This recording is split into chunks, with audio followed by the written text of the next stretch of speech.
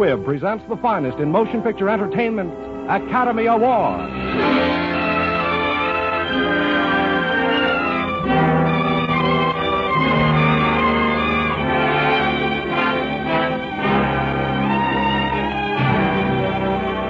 The House of Squibb, manufacturing chemist of the medical profession since 1858, bring you Academy Award. The pictures, the players, the techniques and skills which have won or been nominated for the coveted awards granted each year by the Academy of Motion Picture Arts and Sciences to each in his field for outstanding achievement.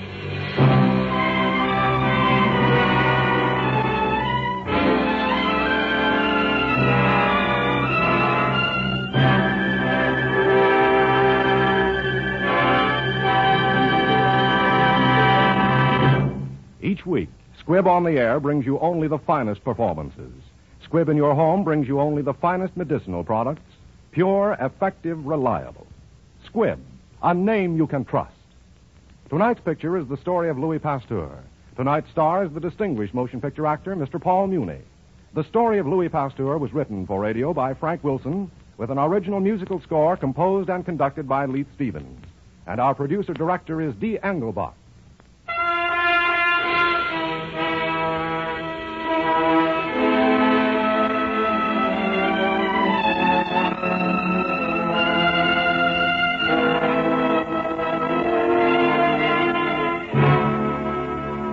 Academy Award, starring Paul Muni in his 1936 Academy Award-winning role of Louis Pasteur.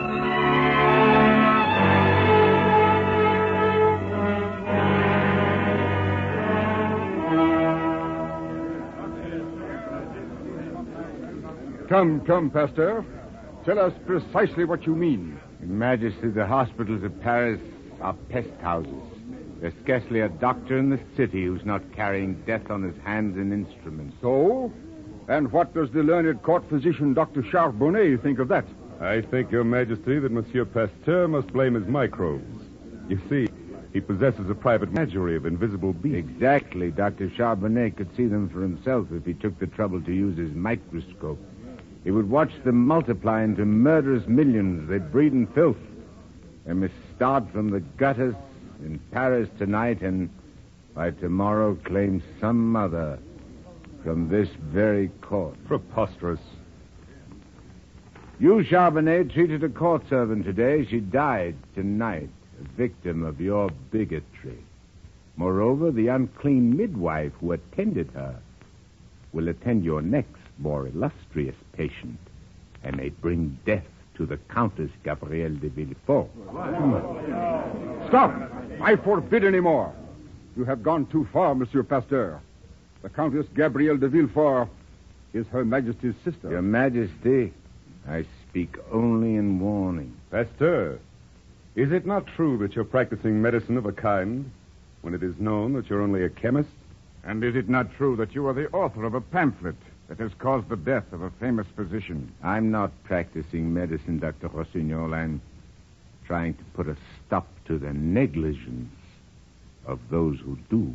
Pasteur, in your processes for improving our wines and beer, you have rendered France a great service. We appreciate it.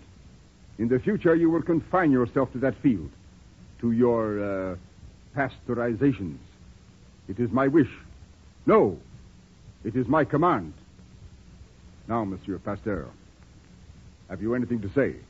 It is my birthday, sire. I can only hope that God will spare me the years until these learned doctors know and understand the vicious and invisible world of the microbes as I have learned to know and fear them.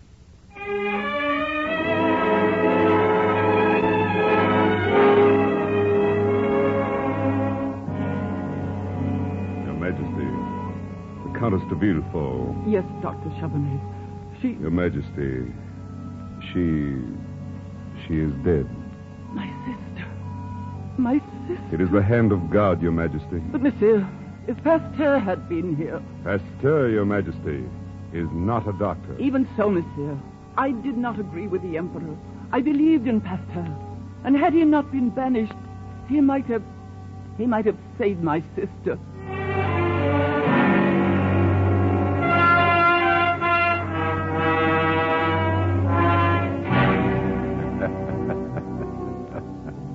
Baronette plays very well. I forget that the years speed swiftly. She has grown to womanhood. Yes. The years of my banishment go so fast, and there is so much to be done. Louis, does her playing disturb you? No, on the contrary, my dear. I'm only writing a letter to Dr. Lister of Edinburgh. Oh. The war with the Prussians is over. While men have been fighting each other, I have been fighting microbes. For they are the real enemies of mankind. I've discovered a new serum, a serum against anthrax, the dread disease in cattle. Tests are not yet conclusive, but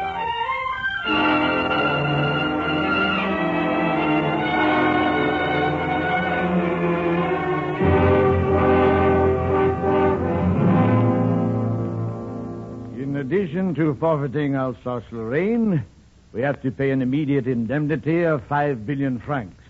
The question is how to raise such a sum. Monsieur President, industry is at a standstill. Farms are neglected. A devastating plague destroys our cattle.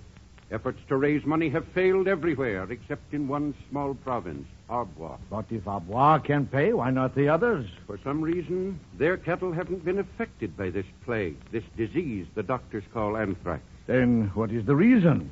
Every animal saved will buy back some Frenchman's liberty and self-respect. Perhaps Dr. Charbonnet or Dr. Rossignol can tell us. We believe it is the fields of this province. They must be immune to the disease. We would suggest that cattle from the other provinces be driven to Arbois, there to feed upon the good pastures and be kept in healthful condition. Let it be done at once. But I heard that some person in that province had developed a serum of sorts that keeps the cattle healthy. Impossible, sir. A maddened chemist called Pasteur once blamed all disease on microbes. We French are a very imaginative race.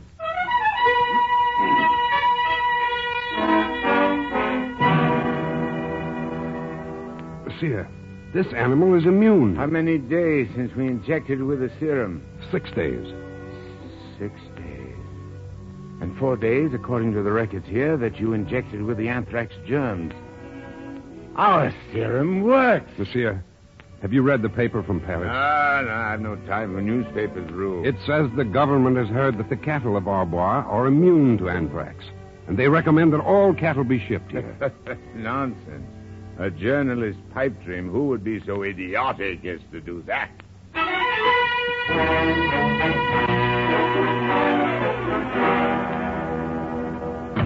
Monsieur, they have come. Half the cattle and sheep of France are being driven here. Fools!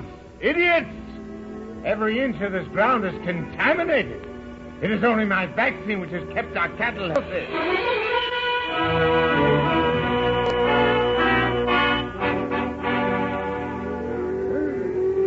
I say no!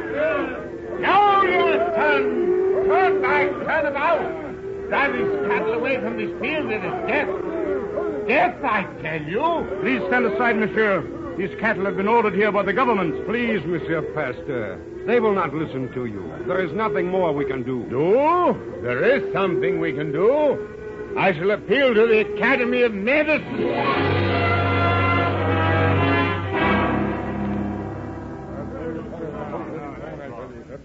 And I say Pasteur is right. He's wrong! Wrong! No, he's wrong. Gentleman, Pasteur was discovered to be a charlatan 10 years ago. I see no reason for accepting him now. I disagree, Dr. Charbonnet. If someone has a cure for anthrax, I want to know about it. Mr. Chairman, Dr. Rossignol, I have something to propose. Let us take 50 normal, healthy sheep, 25 of which will be vaccinated by Monsieur Pasteur. The others will remain as they are.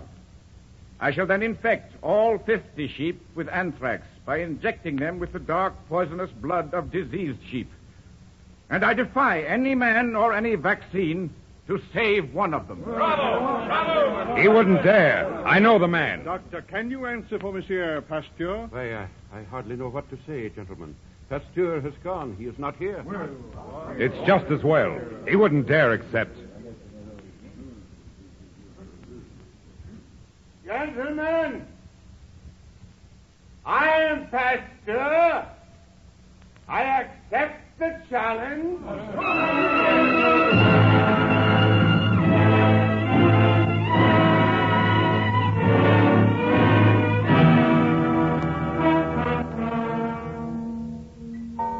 Louis, why don't you try and get some sleep? I should have stayed with the sheep. I shouldn't have left them. But you said it was against the rules to go near them. Rules. Do you realize what this means, this experiment? Tomorrow, if you're successful, every farmer in Europe will want your vaccine. You won't have a moment's peace. My dear, the benefits of science are not for scientists. They're for humanity.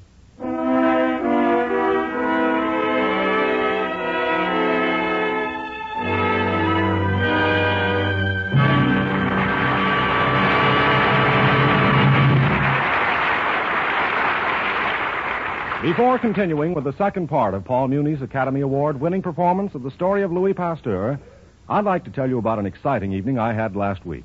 I was attending a preview of Warner Brothers' new picture, Devotion, starring Ida Lupino, Paul Henreid, and Olivia de Havilland.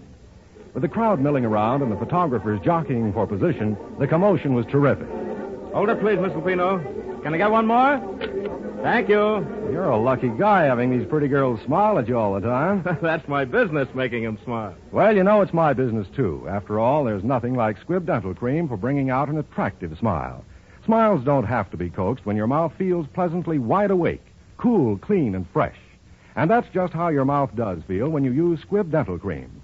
The zestful, minty flavor of Squibb Dental Cream is so refreshing, it brings to your whole mouth an exhilarating tingle.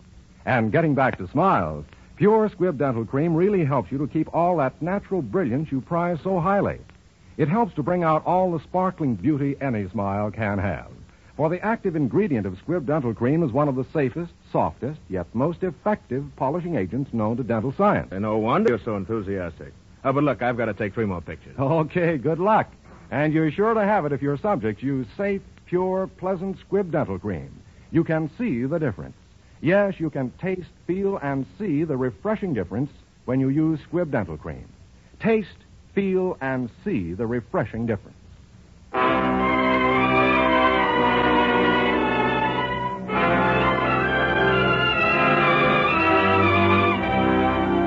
And now for part 2 of tonight's picture, the story of Louis Pasteur, starring the Academy Award winner, Mr. Paul Muni.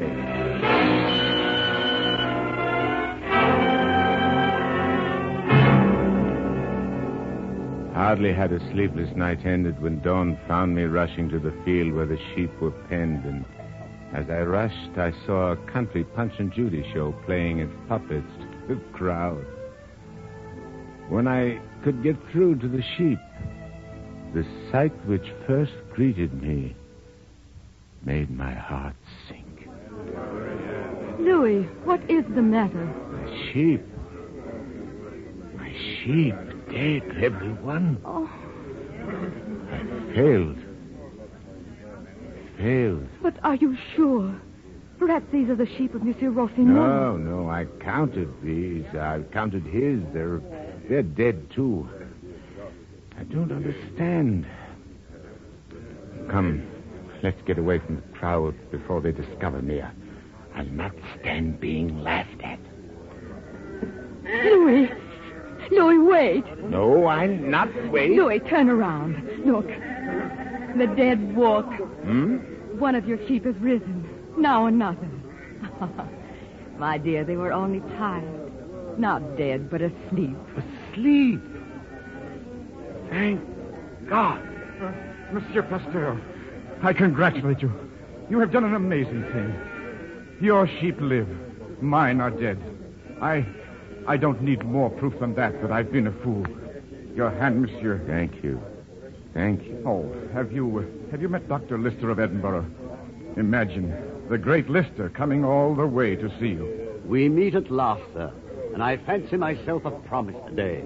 The name of Pasteur takes its place among the great names of science. No, not with yours, dear Dr. Lister. No name ranks with yours in the history of great discovery.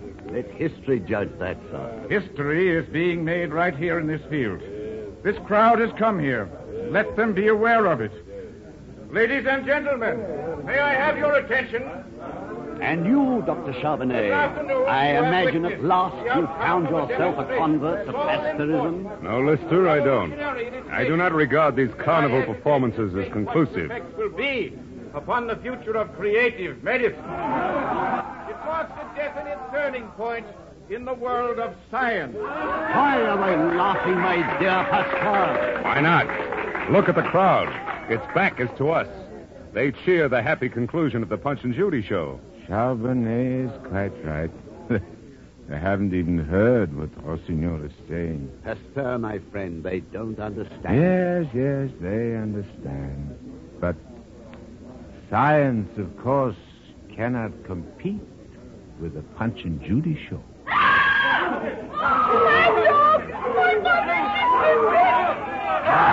Dog, the irony of it at a time like this. They'll bring the blacksmith to burn her wound. If she'll not die from the rabies, she may from the shock of the burning iron, and yet all the doctors of Europe can do no more. We stand here and worry about our fame. That's the irony, sir. Why should that woman die?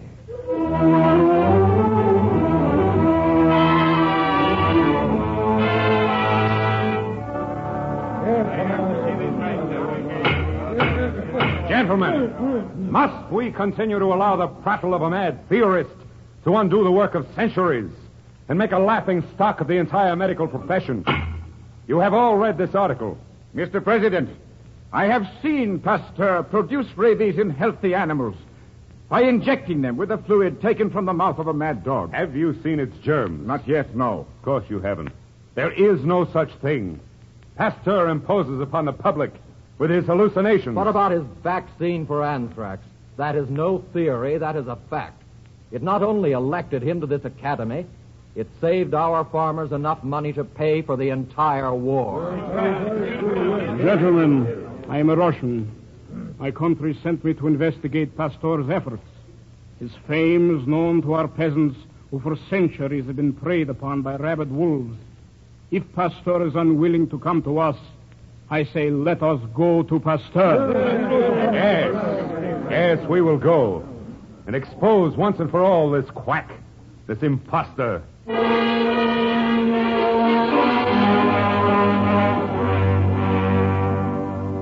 Monsieur Pasteur, in your last paper to us at the Academy, you said you were on the threshold of a vast new world.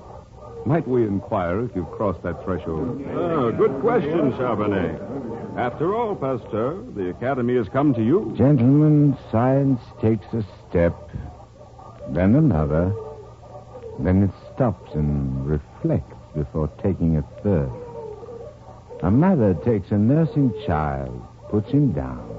The child takes its first step, then stops unsteadily. Would the mother be right to say to him, "You are hesitating. You will never walk"? You do not believe me. In this little test tube now in my hand, there are enough death-dealing rabies germs to wipe out a city. Really? Allow me. Careful, Charbonnet. No, it smells dreadful. I implore you. Why? If you have the slightest scratch on your hand. Oh, I see. Well, I do have something of a scratch. A cut from a nail as I entered your laboratory here. So now we shall see, eh? I'll pour a bit of your virus powder into my wound.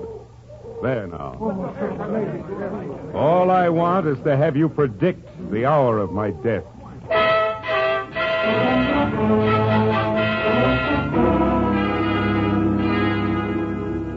All the dogs that were infected by the contents of that test tube died.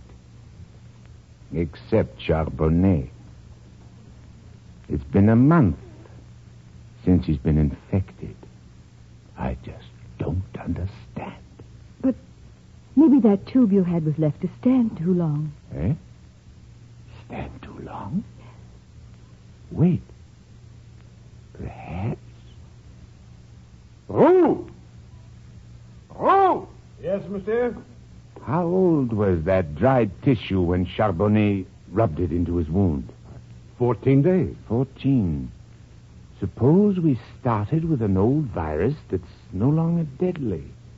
Suppose we inject it into a healthy animal, and day by day, as nature builds up his resistance, we increase the doses with stronger, fresher samples until he's able to withstand the actual disease. Would he not then be immune? Oh, Louis. Oh! How many dogs have we left? 10 healthy ones. They've never been exposed. Give them hydrophobia. But, monsieur... Give them hydrophobia.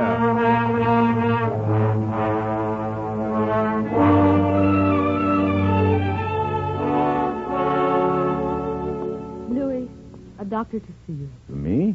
Doctor? Monsieur, we have come from Alsace.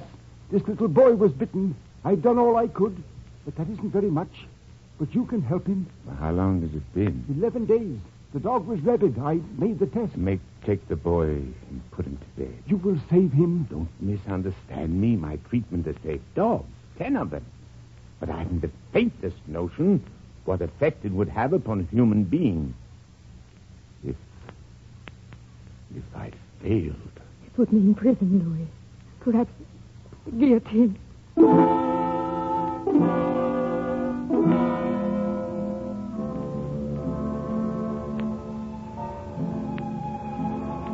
Monsieur Pasteur, you are not a doctor.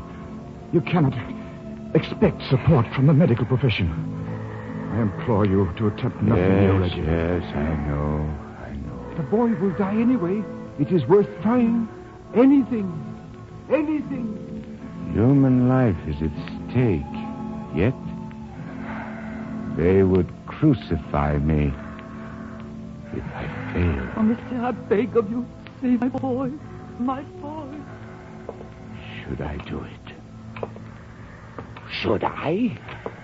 A child's life is at stake, and I ask if I should? I must!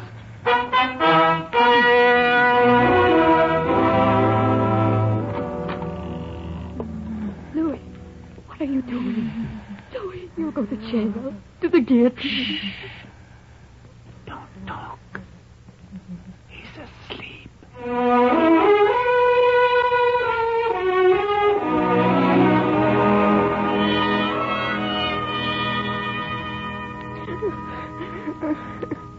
Yes, child? You're awake? I'm hungry. You're hungry. You're well. He's well. Pasteur! Pasteur! What is it? The boy. Look, he lives. He is over the crisis. The serum works. Come, we must tell him at once. Louis! Louis, wake up, Louis! Louis, you've won. The serum is successful. The boy lives. He cries out for food. Louis! Louis, wake up! Louis!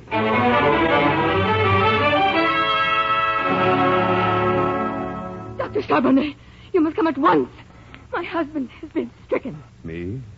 You asked me to wait upon him? But we're... No, Dr. Charbonnet. My husband has faith in you. He respects your ability. Madame, I have opposed him. I have been his enemy. No, Dr. Charbonnet. The only enemy my husband has is disease. Madame, I thank you for that. I'll call my carriage. We'll leave at once.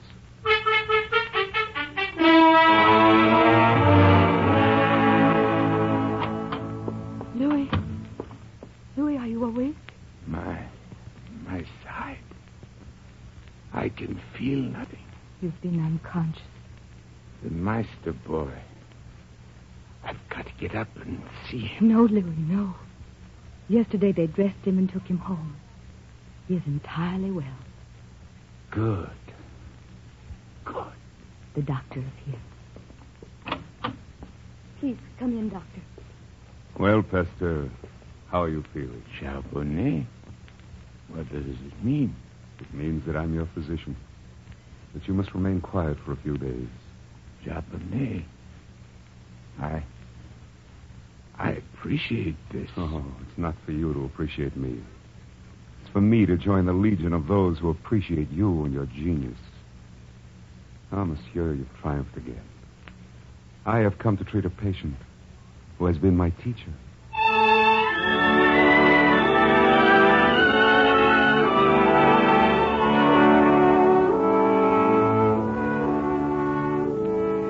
Dr. Charbonnet. Madame, how is he? Oh, he seems well enough, but listless. He doesn't seem to care, to have an interest, to fight. Oh. I'll have a talk with him. We have something that might interest him, eh? Will you follow my lead? Oh, yes, Doctor, of course. Good morning, monsieur. You're looking better. Good morning, Dr. Charbonnet. I'm afraid I don't feel better. I feel tired and old. Oh, I'd rather hope that you'd be feeling your old self again, particularly today. Why, today? Well, I would relish seeing the old Pasteur in action. Action? What do you mean? Well, Dr. Reux just told me when I arrived that some foreign scientist is giving a lecture at the Sorbonne this afternoon. He claims he will disprove your entire germ theory. What? Marie, is that right? Yes, Louis. Who is that man? What's his name? We don't know. But, of course, you're too tired. Tired? Nothing. Order the carriage bringing my clothes. We'll go there at once.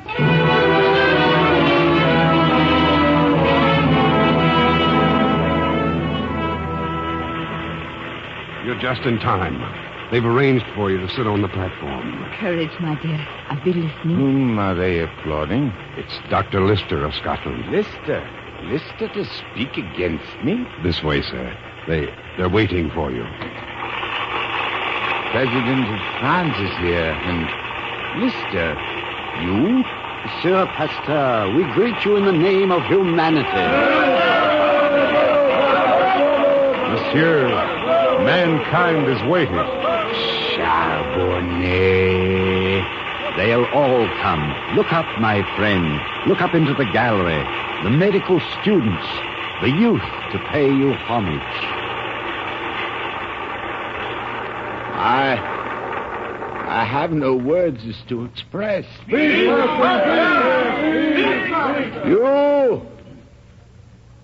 young men in the gallery, you doctors and scientists of the future, do not let yourselves be tainted by a barren skepticism, nor discouraged by the sadness of certain hours that creep over nations. Do not become angry at your opponents, for no scientific theory has ever been accepted without opposition. Live in the serene peace of libraries and laboratories. Say to yourselves first, what have I done for my instructions? What am I accomplishing? Until the time comes when you may have the immense happiness of thinking that you have contributed in some way to the welfare and progress of mankind.